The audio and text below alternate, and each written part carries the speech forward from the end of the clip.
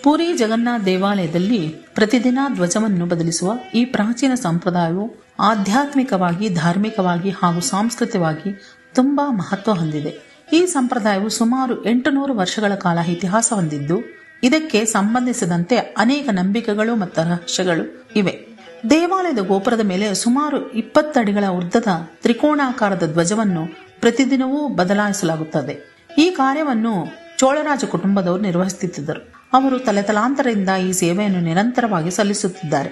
ಒಮ್ಮೆ ಜಗನ್ನಾಥ ಸ್ವಾಮಿ ಒಬ್ಬ ಭಕ್ತನ ಸ್ವಪ್ನದಲ್ಲಿ ಕಾಣಿಸಿಕೊಂಡು ತನ್ನ ಧ್ವಜವು ಹಳೆಯದಾಗಿದೆ, ಹರಿದು ಹೋಗಿದೆ ಎಂದು ತಿಳಿಸಿದರಂತೆ. ಮಾರನೇ ದಿನ ದೇವಸ್ಥಾನ ಅರ್ಚಕರು ನೋಡಿದಾಗ ಧ್ವಜವು ನಿಜಕ್ಕೂ ಹಾಳಾಗಿದ್ದನ್ನು ಗಮನಿಸಿದರು. ಆಗನಿಂದಲೇ ಪ್ರತಿದಿನ ದೇವಸ್ಥಾನದ ಗೋಪುರದ ಮೇಲೆ ಹೊಸ ಧ್ವಜವನ್ನು ಹಾರಿಸುವ ಪರಂಪರೆ ಆರಂಭವಾಯಿತು. ಈ ಧ್ವಜವನ್ನು ಜಗನ್ನಾಥನ ಸಾನ್ನಿಧ್ಯ ಮತ್ತು ಶಕ್ತಿಯ ಪ್ರತೀಕವಾಗಿ ಪೂಜಿಸಲಾಗುತ್ತದೆ. ವಿಶೇಷವಾಗಿ ಈ ಧ್ವಜವು ಸಮುದ್ರದಿಂದ ಬೀಸುವ ಗಾಳಿಗೆ ವಿರುದ್ಧವಾಗಿ ಹಾರುತ್ತದೆ ಎನ್ನುವುದು ಒಂದು ಅದ್ಭುತ ರಹಸ್ಯವಾಗಿದೆ.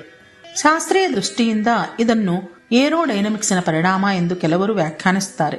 ದೇವಸ್ಥಾನ ವಿನ್ಯಾಸವೇ ಗಾಳಿಯ ದಿಕ್ಕು ಬದಲಿಸುವಂತೆ ಮಾಡುತ್ತದೆ ಎನ್ನಲಾಗುತ್ತದೆ. ಈ ಧ್ವಜ ಬದಲಿಸುವ ಪ್ರಕ್ರಿಯೆ ಅತ್ಯಂತ ಸಾಹಸಭರಿತ ಮತ್ತು ನೈಪುಣ್ಯವಾಗಿದೆ.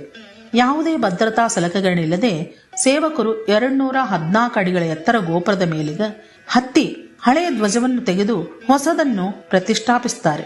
ಈ ಕಾರ್ಯವನ್ನು ಪ್ರತಿದಿನವೂ ಭಕ್ತಿ ಭಾವದಿಂದ ನೆರವೇರಿಸಲಾಗುತ್ತದೆ.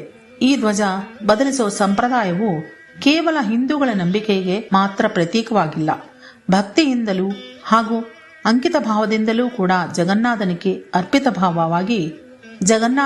ಅರ್ಪಿತವಾದ ಒಂದು ನಿತ್ಯ ಸೇವೆಯಾಗಿದೆ. ಈ ಸಂಪ್ರದಾಯವು ಜಗನ್ನಾಥ ದೇವಾಲಯದ ದೈವತ್ವವನ್ನು, ಅದರ ವೈಭವವನ್ನು ಪ್ರತಿಬಿಂಬಿಸುತ್ತದೆ.